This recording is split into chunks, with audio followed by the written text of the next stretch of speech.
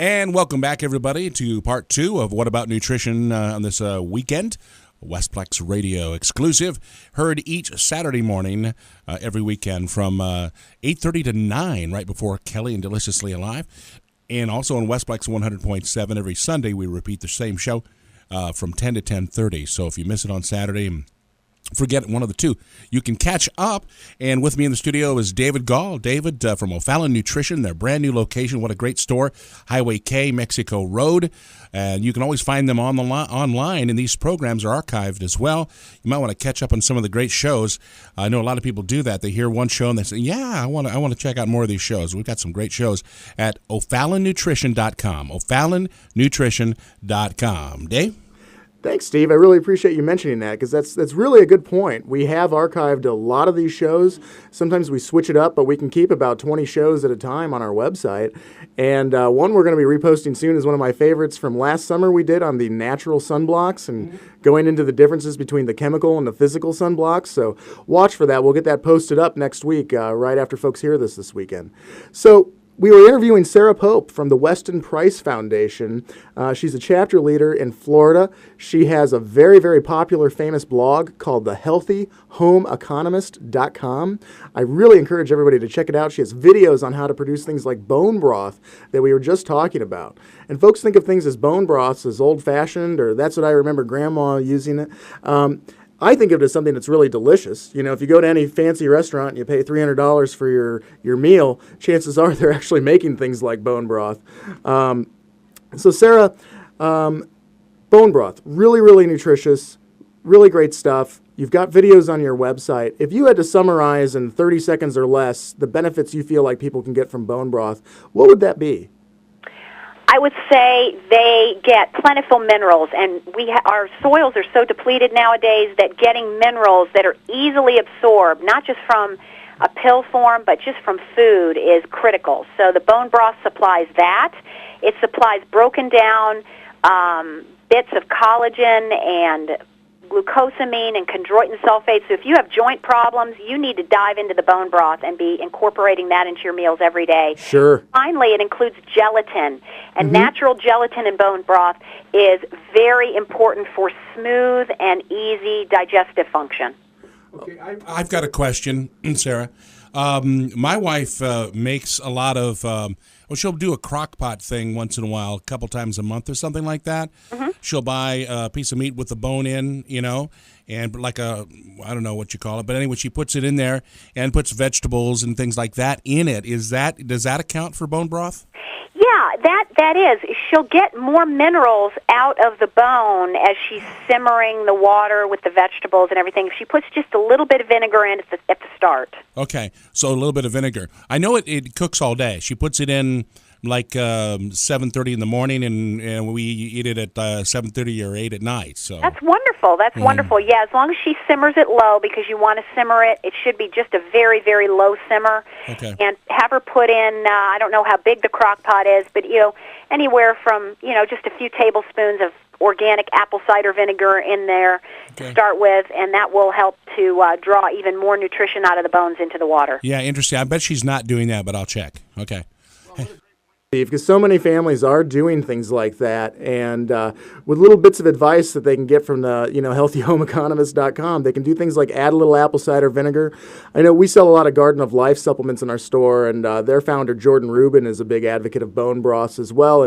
And I always wondered when I would make his chicken soup cleanse why he would have us put apple cider vinegar in with the chicken that we stewed all day, and now I understand why.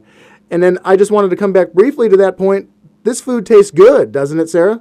Oh, my. Yes, it does. It tastes fantastic. And, people, I think, have forgotten.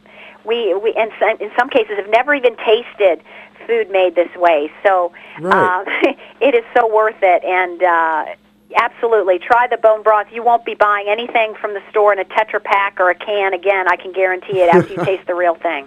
Well, and I wanted to transition. This is such a fascinating topic, but I'm even also excited about the other topic you're going to be talking about, which is healthy infant feeding. Give us a little overview of that, Sarah. Well, it's very important today. There's, a school of thought going around that, and we're talking about newborn babies here. Of course, breastfeeding is always best. I'm a huge advocate of breastfeeding. I breastfed my 3 children from anywhere from 2 to 4 years each. I'm a very, very big breastfeeding fan.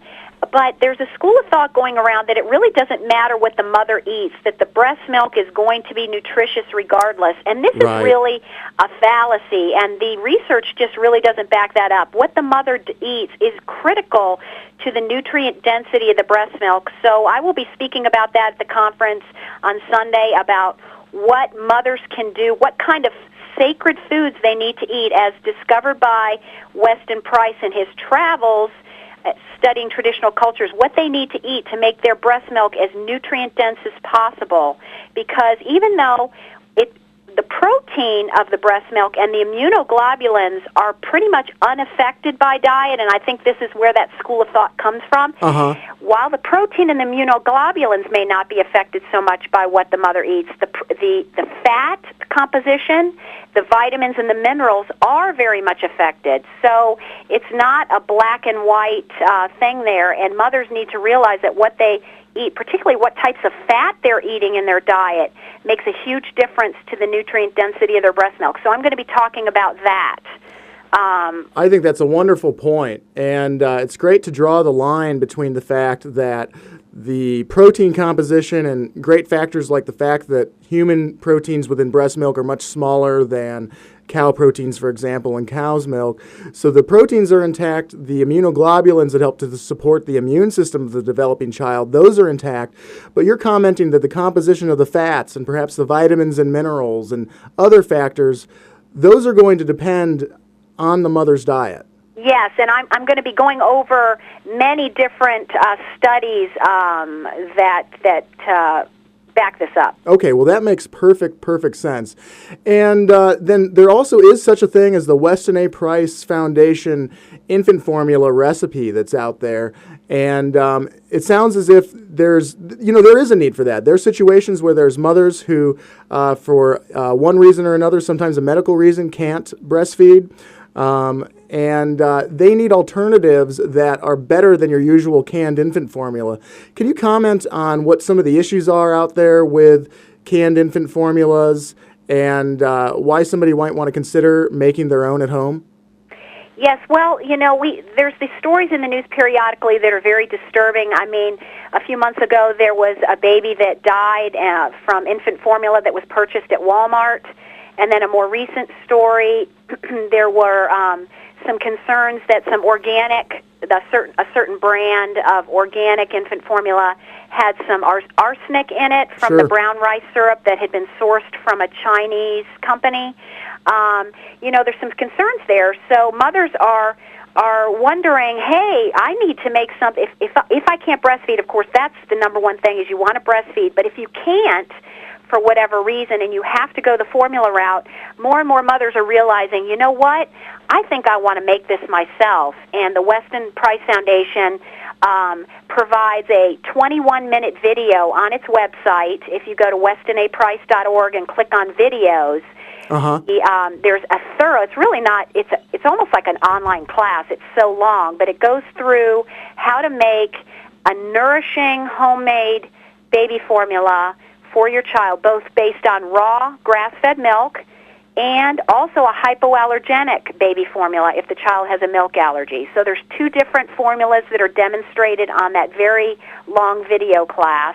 Good. These and the ingredients in the formula are based on mimicking nutrient-dense breast milk as closely as possible. And you can also find on the Weston Price website a chart which lists the nutrients in breast milk and the homemade formula and the hypoallergenic meat-based baby formula. Wow, that's wonderful. I'm really glad that that's there. And I want to comment, interestingly enough, my mother had Crohn's disease and some other health issues. I was breastfed the first couple months of my life, but then she was not able to do it any longer. And my father had an old copy of the book, Let's Raise Healthy Children by Adele Davis. Oh, yes. And I was fed the Adele Davis infant formula with cod liver oil and brewer's yeast and, the state of the art basically back in 1980 when I was a baby. So I think it did me a tremendous amount of good, especially in my early childhood. I had very, very good immunity. I think I had pretty good brain development from that cod liver oil that they put in it. And I was always sort of known as a little kid for being real calm and even-keeled behavior-wise. Mm-hmm. And I think that formula that they made out of the Adele Davis book was really a big, big key to that. So I personally, have experienced this in a way in my own life, and I'm a big advocate of it. So let's list that website again. It's WestonAprice. Yes, .org. Weston, and that's Weston with an O-N, not an I-N. WESTONAPRICE.org. Okay. That's O-R-G at the end. And then if you go to the main page there, you click on videos. Yes. And you'll see one of the first couple, I think it's the second video there. You'll see a video that says homemade infant formula, homemade baby formula. And let me throw you a quick question. Missouri raw milk is illegal unless you get it directly from the farmer, and there's a lot of very strict rules around it. So a lot of folks don't have access to it.